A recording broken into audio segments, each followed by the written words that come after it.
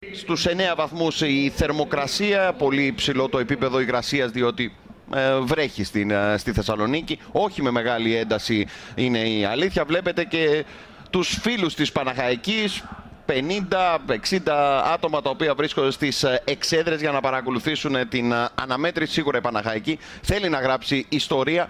Πάμε να δούμε τους 11 του Ράσβαν Λουτσέσκου. Πολύ επιθετικό σχήμα. Με Πασχαλάκη κάτω από τα δοκάρια. Τον Μάτος να παίζει δεξιά-αριστερά το Βιεϊρίνια. Κρέσπο Βαρέλα κεντρικό αμυντικό δίδυμο. Ο Σάκοφ θα είναι το αμυντικό χαφ. Δίπλα του Ελκαντουρί. Το δοκίμασε και στο μάτς με τον Πανιόνιο. Από το 60 και μετά. Λιμιός, Μπίσεσβαρ, Ζαμπά πίσω από τον Ακπομ. Αυτές είναι οι επιλογές του Ράσβαν Λουτσέσκου. Βασικό σχήμα.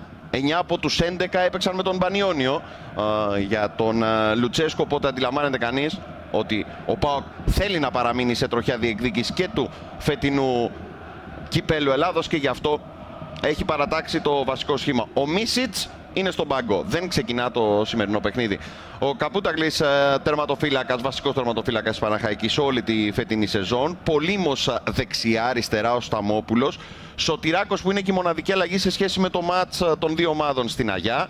Τσελεπίδης δίπλα του. Πλέγας Παπατόλιος στα δύο αμυντικά χαφ. Κυνηγόπουλος Ελευθεριάδης στα δύο άκρα. Και ο Αργυρόπουλος θα παίξει πίσω από τον Μπαστακό. Ο Ελευθεριάδης είναι ο πρώτος σκόρερ της Παναχαϊκής με τα 6 τέρματα που έχει σημειώσει.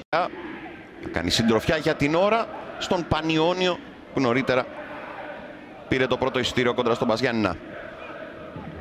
Τελείο Μπίσεσβαρ. Καλή είναι η εκτέλεση. Δεύτερο δοκάρι. Έχασε εντελώς τη φάση ο τερματοφύλακας της Παναχαϊκής, ο Καπούταγλης. Δεν ξέρω σε ποιον θα χρεωθεί το γκολ.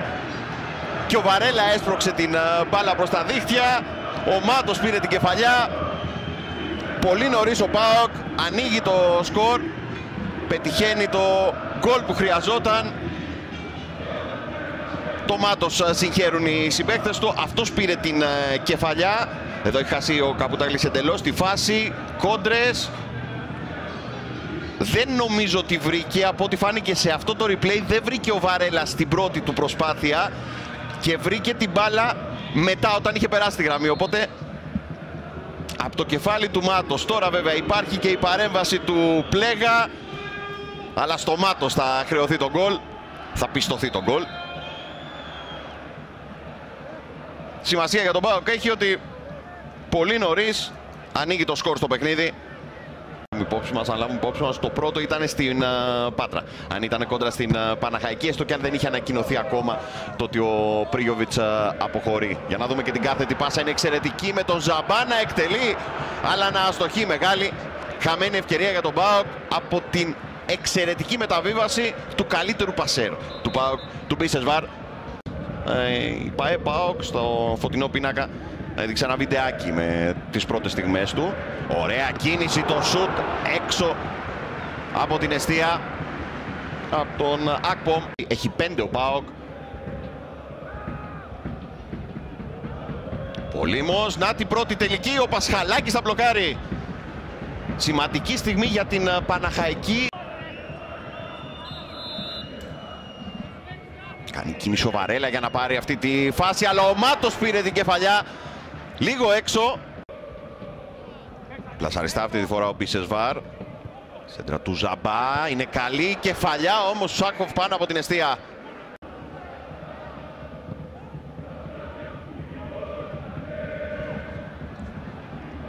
Ζαμπά πολύ ωραία, μπαίνει στην περιοχή, αυτή τη φορά δεν θα αστοχίσει.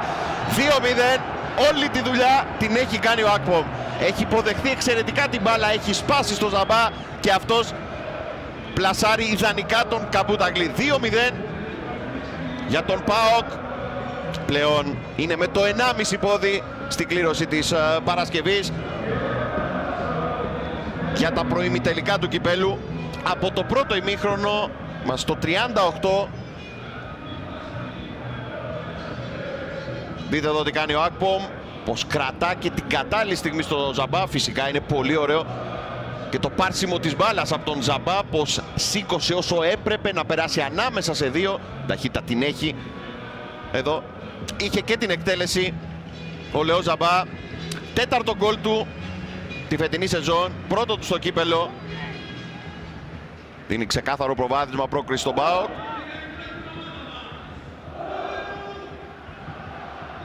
Και ο τρόπος που πανηγύρισε ο Λέο Ζαμπά.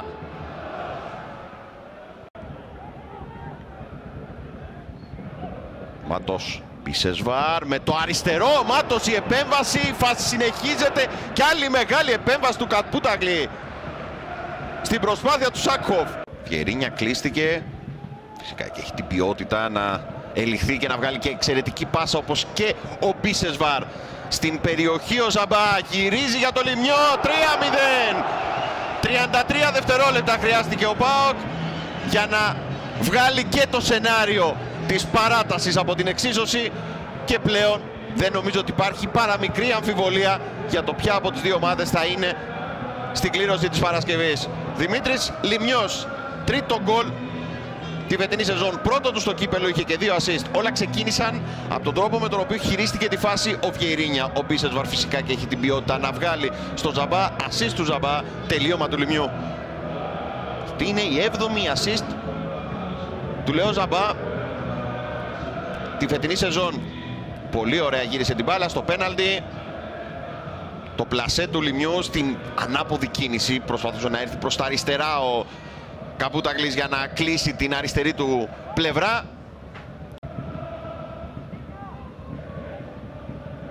Πίεσε ο Μπίσεσβαρ, έκλεψε την μπάλα στην περιοχή. Ο Μπίσεσβαρ πλασάρει και άλλη χαμένη ευκαιρία από το Σάκχοφ. Το ψάχνει πάρα πολύ το γκολ σήμερα, αλλά έχει αστοχήσει σε πάρα πολλές περιπτώσεις.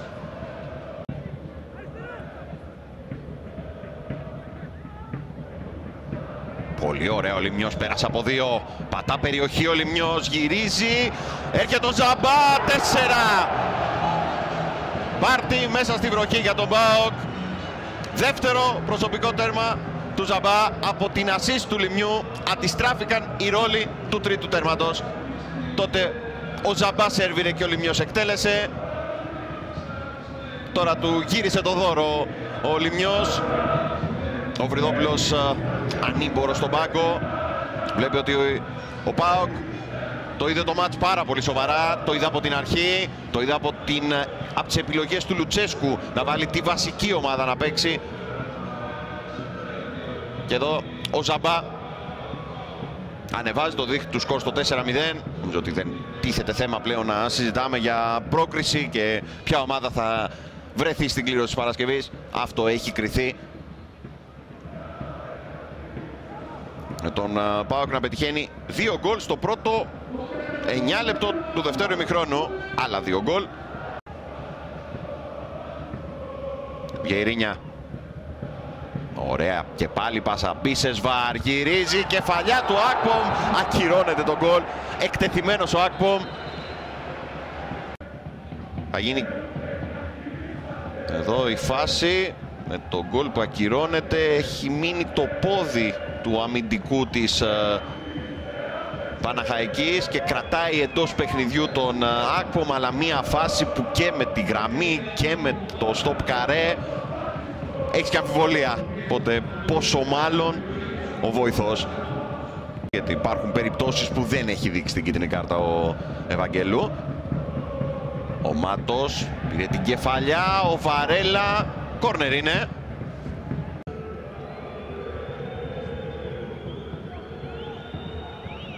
Το σούτ του Μαυριά. Και αυτή, αν δεν κάνω λάθος, είναι η πρώτη τελική της Παναχαϊκής.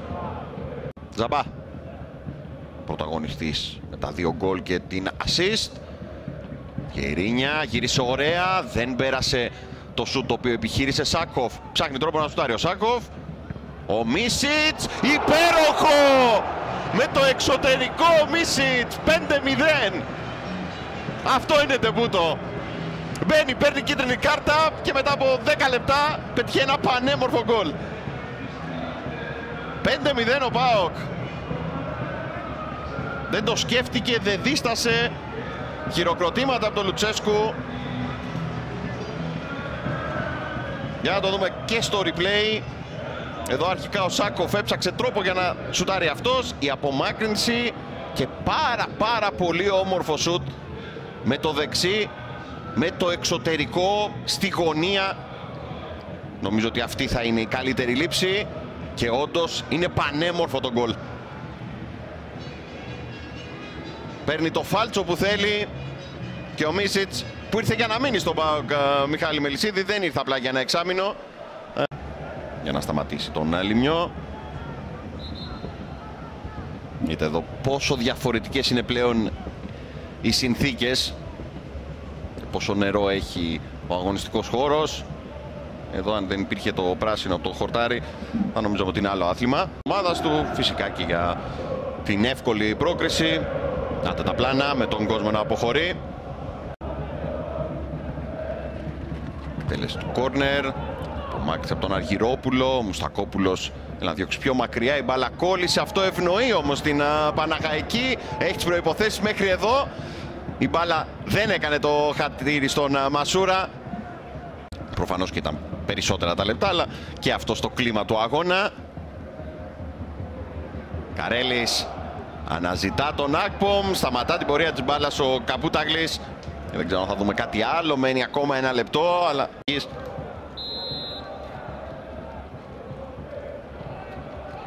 Η εκτέλεση είναι καλή. Βγήκε ο Πασχαλάκης, πήρε την κεφαλιά ο Κυνηγόπουλος και έστειλε την μπάλα out.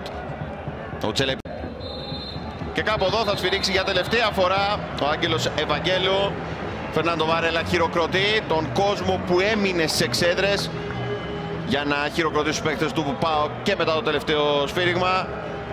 5 γκολ σημείωσε ο ΠΑΟΚ και είναι η ομάδα η οποία θα βρεθεί στην κλήρωση της Παρασκευής για τα προημιτελικά του κυπέλου. Θα παραμείνει σε τροχιά διεκδίκησης και του φετινού κυπέλου ο ΠΑΟΚ. Να μην είναι απογοητευμένος, η ομάδα κέρδισε, αυτό είναι το πιο σημαντικό. Είχε καλή απόδοση, η ομάδα βρίσκεται ψηλά και αυτό είναι το πιο σημαντικό απ' όλα. Για να του φτιάξω λίγο το κέφι, γιατί είναι βρεγμένος ως το κόκαλο, έχει σήμερα ισοφαρίσει το Heinz Herr με 75 συμμετοχές στον ΠΑΟΚ και έρχεται 7ος. Μια δήλωση γι' αυτό. Κυνηγάει το Λόραντ πλέον. With this game on the bench, you have the same games with πώς τον είπατε τον κύριο, Heinz Herr. with Heinz Herr, an old coach of PAOK, number 7 in the total games of PAOK. How do you feel for this achievement? I feel well because we won and because we qualified. This is my main goal and the only one goal to be on the pitch and to win the game. Νιώθω καλά. Το πιο σημαντικό είναι ότι κερδίσαμε σήμερα. Είναι ωραίο ότι τέριαξε με όλο αυτό. Το πιο σημαντικό είναι ότι προηγηθήκαμε και ότι τέριαξε αυτό με τη σημερινή νίκη και την εμφάνιση της ομάδας. Επίσης, ένα σημαντικό κομμάτι και το σχολιάζαμε προηγουμένως με τον Κώστα τον Ψάρα είναι ότι στη μετά Πρίγιοβιτς εποχή ο ΠΑΟΚ πετυχαίνει 12 γκολ σε 4 παιχνίδια. Έχει αλλάξει τον τρόπο. A very important aspect is also for today's game and as well for the previous games is that after Priovic era, PAOK is managing to score 12 goals in total. Did you change something in the whole perspective of the team and how we approach the games? No, happened a lot of time also in the previous games with Prio to have opportunities. Are games that are played with its own history for every game. Το έχω πει και πριν, ακόμα και όταν ήταν ο Πρίγιοβιτς εδώ, είχαμε παιχνίδια στα οποία είχαμε πολλές ευκαιρίες, δεν καταφέραμε όμως να σκοράρουμε. Κάθε παιχνίδι έχει τη δική του ιστορία από εκεί και πέρα. I don't like to be connected with this. It's not fair for Prio, it's not fair for us. We were all together, we won all. This is for tactician. On 1 year and a half on this chemistry. And now, okay, he left one very important player with a huge personality, a player that supports us a lot in the tough moments. We support him as well because like this he had arrived at these numbers. Now it's a little bit different situation, but the team continue to have the same way of playing. Δεν μου αρέσει να συνδέουμε τα πάντα με τον Πρίγιοβιτς. Ο Πρίγιοβιτς βρισκόταν εδώ 1,5 χρόνο. Μας βοήθησε πάρα πολύ, τον βοηθήσαμε κι εμείς. Έτσι δεν θα μπορούσε αλλιώς να μην πετύχει αυτά τα νούμερα τα οποία πέτυχε. Από εκεί και πέρα συνεχίζουμε και μετά από αυτόν. Υπάρχει μια συνέχεια εδώ πέρα. Υπάρχει ένας τρόπος δουλειάς, δεν έχουμε αλλάξει κάτι. Thank you very much. Και εμείς ευχαριστούμε πάρα πολύ τον Μιχάλη Μελισσίδη και τον Ρατζουάν Λουτσέσκου που έμεινε μέσα στη βροχή, αλλά ευχαριστούμε πολύ περισσότερο τον Σοκράτιο Φρυδόπουλο που περιμένει με τον Κώστα Κουντούλα και νομίζω ότι το πλάνο αυτό είναι όλα τα λεφτά με την κουβέντα των δύο προπονητών μέσα στη βροχή. Πάμε στον Κώστα Κουντούλα. Σε βλέπουμε, Κώστα. Ναι, βεβαίως. Τώρα με βάζει στην περιέργεια ο Σοκράτιος Φρυδόπουλος να ρωτήσω τι του είπε στο αυτή. Καταρχάς ήταν τιμή μου αυτό που μου είπε και ως εδώ. Εντάξει, ωραία, μας έχει αφήσει με την απορία. Παρ' όλα αυτά, όμως, 1-5-0 για την Παναχαϊκή, όπου το έζησε όσο μπορούσε. Πήρε την νίκη μέσα στην Πάτρα και εδώ πέρα ήρθε να διεκδικήσει ό,τι καλύτερο. Δεν τα καταφέρατε όμως, αλλά είδαμε μια ομάδα που μπορεί να παίξει τουλάχιστον καλό ποδόσφαιρο και προέρχεται τη Football League. Ένα σχόλιο. Λοιπόν, πρώτα απ' όλα να ευχαριστήσω τους οπαδούς μας που έκαναν ένα τεράστιο ταξίδι από την Πάτρα έως τη Θεσσαλονίκη και με τέτοιες συνθήκες για να στηρίξουν και να υποστηρίξουν την ομάδα τους που αγαπάνε πάρα πολύ. Θέλω να πω ότι η Παναχαϊκή μεγαλώνει και οι παίκτες μεγαλώνουν, όχι ψάχνοντας δικαιολογίες, αλλά παίζοντας μέσα στον αγωνιστικό χώρο. Έχουμε παιδιά μικράς ηλικίας, παιδιά που έμειναν σε τοπικά πρωταθλήματα και που έχουν φτάσει να παίζουν μια πρόκριση στους 16 μέσα στην Τούμπα. Αυτό είναι η μεγαλύτερη χαρά για εμάς που τα εκπαιδεύουμε και τα προπονούμε. Νομίζω ότι το παιχνίδι στο αγωνιστικό ότι χάθηκε στα απλά πράγματα, στη δύναμη, στην ταχύτητα και στις μονομαχίες και στις στατικές φάσεις, το οποίο συνέβη πολύ νωρίς από το πρώτο ημίχρονο. Εκεί σε αποσυντώνησε τελείως. Ακριβώς, σε απλά πράγματα που ο ΠΑΟΚ ήταν πιο δυνατός, ήταν πιο συνεπής και μας κέρδισε κάποιες φάσεις. Ο ΠΑΟΚ είναι μεγάλη ομάδα, δίκαια έχει περάσει στους 8 και τους εύχομαι καλή επιτυχία. Καλή συνέχεια, ευχαριστούμε πολύ. Να είστε καλά και εσείς.